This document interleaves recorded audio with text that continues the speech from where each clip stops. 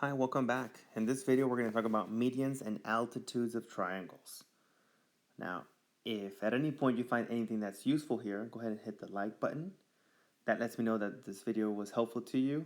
And if you haven't subscribed already, go ahead and do so right now. Let's get to it. Let's talk about medians.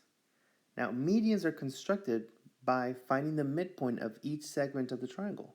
So we're going to find the midpoint of each of the sides. Okay, I'm going to call this, I'll go with this one over here first. The midpoint is somewhere here roughly as a little estimate. So when I connect the vertex to the opposite midpoint, we call that line a median.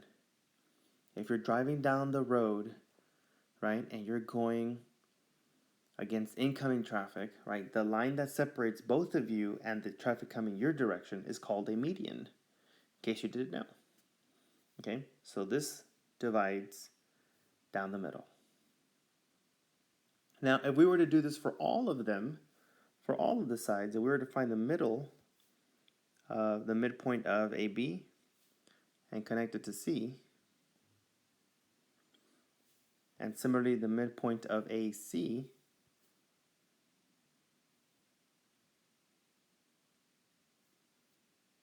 and connect it to B, somewhere here, I would say, we can see that all these three medians meet at a particular point called the centroid. Okay, now this centroid does something very particular to each median. We're going to focus on the blue line here. I'm going to highlight this a little bit extra so you can see that we're going to be focusing on only one at a time. Now, the property that we're about to discuss is applicable to all of the medians, all three lines. We're just going to focus on one to keep things a little simple. Okay? Because we are going to the midpoint, right, this centroid that we find here in the middle will actually cut this line into a very particular relationship, where this line is half of this line. So whatever value you have here for this segment, from here to here, this other segment should be twice the amount from here to here. Twice the length, okay? So the longer side will always be the side or the length connecting from the centroid to the vertex. This segment will be double this segment. Okay? Now, together, you can add them up and you get 2x plus x gives you 3, right? So in total, if we were to give them the entire length or the full distance, we can actually cut this into two different parts. This piece right here will be considered a third of the segment. From here to here. And the remaining part, if it's double of this other piece, right? If this segment is twice as much as this, 2 times 1/3 is 1/3 is 2/3.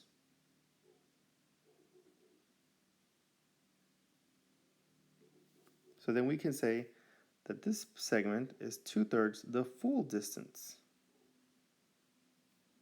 Okay, so there's two ways of thinking about it. If I have the whole length, then this small piece is a third. You can divide the whole length by 3 to get this piece.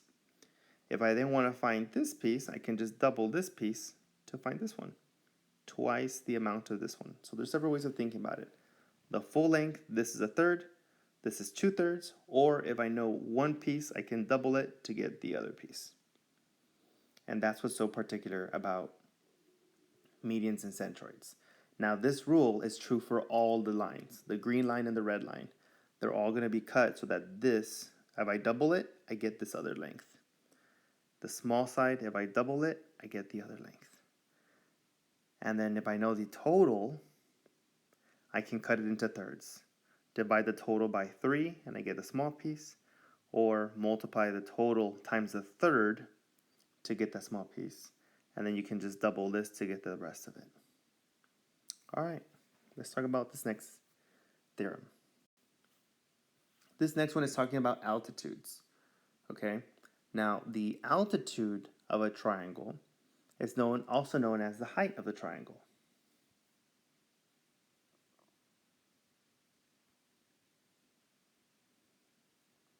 Okay, if you've ever been to the trampoline park, altitude, right? Altitude is a place where you jump in trampolines, right?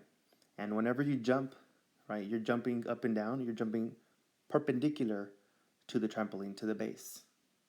Okay, so the height, also known as the altitude of a triangle, will always be perpendicular to the base of that triangle. Here's what I mean. If I'm looking at the height of this triangle, if I draw a perpendicular line down to this base AC, that is known as the altitude of that base.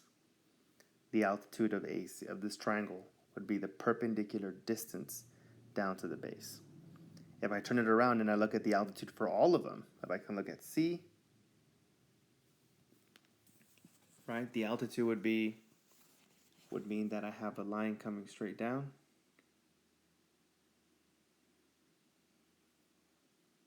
Sorry.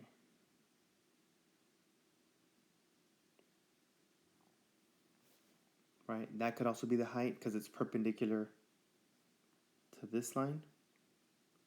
This line meets 90 degrees. Now, it's not a perpendicular bisector. It's just 90 degrees with the base, straight from the vertex.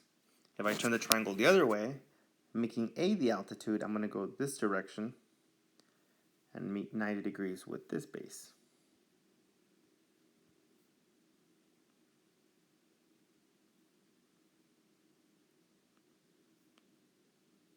Or now, this is the base and this meets it at 90 degrees. That point of intersection, or the point where all of these meet, is going to be known as the orthocenter. Now, we're not going to be focused so much on the orthocenter. Just want to share with you what that point of intersection is called. What we're going to be focusing on for altitudes is really we're finding the area of a triangle. When you're trying to find the area of a triangle, and we didn't do any of these examples in class, so if you're watching this video, this is very useful for you on the test. Okay? When we're finding the area of a triangle, the formula is 1/2 base times height. The height of the triangle, I'm going to use blue as the particular one. The height of the triangle is the perpendicular distance, the one that meets 90 degrees as the base. So those two numbers, this perpendicular distance is the height times the base. You multiply them, divide it by 2, and you get the area of this triangle. And you can do that with any of the other ones. If you have, maybe you have this information, maybe you know this base. If you have that length and this length, that's perpendicular. If you have the perpendicular lengths, if you multiply them and divide it by 2, you get the area of the triangle. And similarly with this other green side, if you know this other perpendicular distance, this distance, and this distance, in green, multiply them and divide it by 2. That's how you find the area of the triangle. So it's really depending. Do you know the altitude of a triangle? Do you know the perpendicular distance from the vertex to the base and the length of that base? If you multiply them, divide it by 2, you get the area of a triangle. So let's do some examples. Let's start with medians and centroids. Now there's a lot happening in this picture, right? Sorry for it being all blurry, but point P is the centroid of this picture. Okay, I want to find the measurements of all of these. Okay, and I already know a few measurements. Here I have 30, here I have 18. I want to figure out all these other lengths. So what I'm going to do first is I'm going to focus on the small segment. That's going to be the easiest way to approach these types of problems. Find the shortest length of that median. If you can find the shortest length, you can then find the other ones quite easily. So here's my approach. I'm going to look at PD first. Let's see if I can separate this by colors. I want to find this length, PD. Now, I do know this length, right? That's 30. If we look at our previous set of examples or our notes, this short side is half of this long side. So if PC is 30, that means that PD is 15.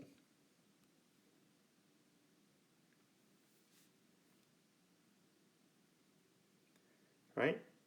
This times 2 gives you the longer side. If I add them together, I get the full length, CD, from here to here, which is 45. If I look at PA, let's change colors here, just to simplify things. I want to find this length, PA. Now, I know the short side is 18. If I double it, I get this length. It's going to be times 2. So PA is 36. And now if I want to look at the entire length, EA, I just add these two together. 18 plus 36 is 54.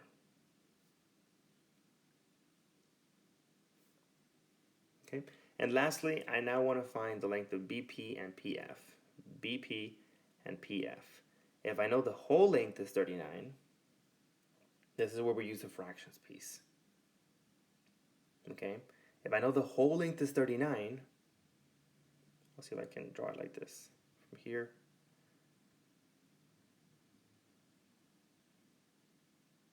right, from here to here is 39.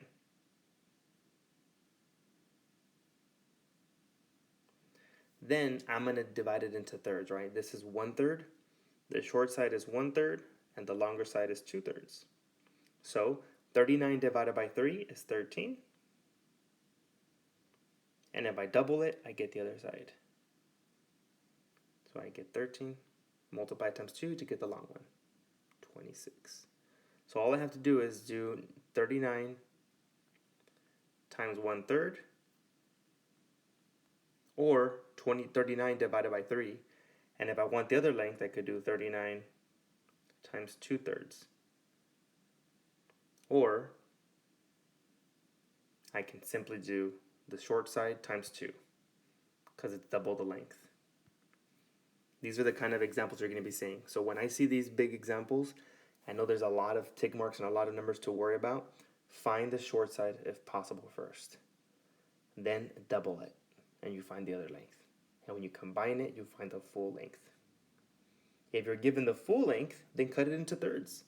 Find the short piece first by dividing it by 3, and then double the short piece over here. So finally, let's talk about an example of altitude. Remember, when we're dealing with altitude, we're really finding the area of a triangle. So if I wanted to find the area of this triangle, base times height divided by 2, or the formula could be 1/2 base times height. Now here, I'm going to give you two particular numbers, this one and this one. Whenever you have the perpendicular distance from the vertex down to the base, that's known as the height. And then whatever it intersects with, that other one is called the base. The height and the base will always meet at 90 degrees. That's how you know what numbers to use. I could easily give you more numbers here. I could say this is 8 centimeters, and this over here is 12 centimeters. Which numbers do we worry about? I worry about the ones that are perpendicular to each other. The perpendicular numbers are the important ones. So what do? We multiply those two numbers and divide it by 2. So we get area equals 7 times 10 divided by 2. 7 times 10 is 70. When you divide it by 2, the area then comes down to 35 centimeters squared. Okay, this is a bit of a review from middle school, I suppose, but the thing that we're talking about here in particular is the word altitude, also known as the height of a triangle. The height will always be perpendicular to the base. And as long as you have these two sets of information, you can find the area of any triangle. Alright guys, I hope this has helped. Please let me know if you have any questions, comment below, hit the like button if you haven't subscribed to this already, and as always, we'll calculate later.